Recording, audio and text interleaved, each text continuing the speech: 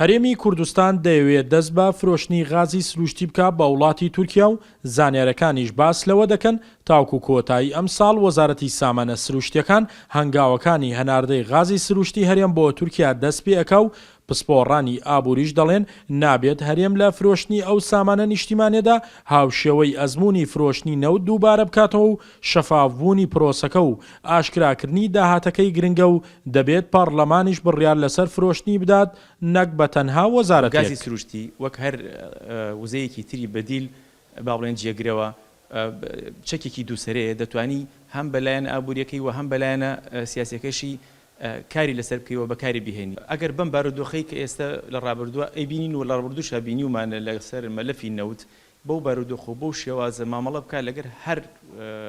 وزەیەکی تر و هەر مامەڵەیەکی تری بازرگانیە سەرکەوتوو نابین و هیچ کەڵکێکی لێ نابین. فرۆشتنی غازی سروشتی هەرێمی کوردستان بە تورکیا لە کاتێکدایە کە سەرچاوەی بەدەستهێنانی غازی سروشتی تورکیا وڵاتی رووسیا و تێکشکاندنی فڕۆکە رووسیەکەش لەلایەن وڵاتی تورکیاوە رووسیای ناچار کردووە هەناردەی غازی سروشتی بۆ تورکیا ڕاگرێت بۆیە تورکیا دەیەوێت هەرێم بکات بە سەرچاوەیەکی نوێ بۆ بەدەستهێنانی غاز و بەپێی ڕێکەوتنی نێوان هەرێم و تورکیاش بۆ هەر 28.26 مەتر سێجا لە غازی سروشتی هەرێم $7 دیاری کراوە. دیاریکردنی ئەو نرخەش لە کاتێکدایە ئەو بڕە غازە لە بازاڕەکانی تورکیا دا بۆ $11. هەرێمی کوردستان لە 13/9/2013 2 ساڵ لەمە و پێش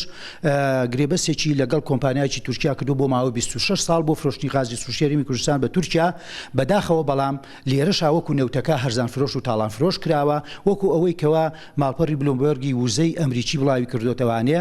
بۆ ئێستا سعری ڕۆژانەی 1 مەتر سێجا غازی سروشتی لە بازارەکانی جینێهاندا بە $2.1 بەڵام ئەو گرێبەستە 28 مەتر سێجا غازی سروشتی هەرێمی کوردستان بە $7 فرۆشێ یعنی 8 جار کەمتر لە سعری ڕسمی لە بازارەکانی جیهانە کە بەڕاستی ئەمە سیاسەتێکی جارێککە هەڵەیە و تاڵان فرۆشی و هەرزان فرۆشی سەرۆت و سامانە سروشتەکانی هەرێمی کوردستانە کە ئێمە ئیسفادێکی وای لێ ناکەین ئەگەر سیاسەتێکی حەکیمانە و عاقلانە نەیبا بەڕێوە وەکو نەوتەکەی لێ بەسەرێ و غازەکەشمانە بێتە نیقمەت نابێتە نیقمەت بۆمان.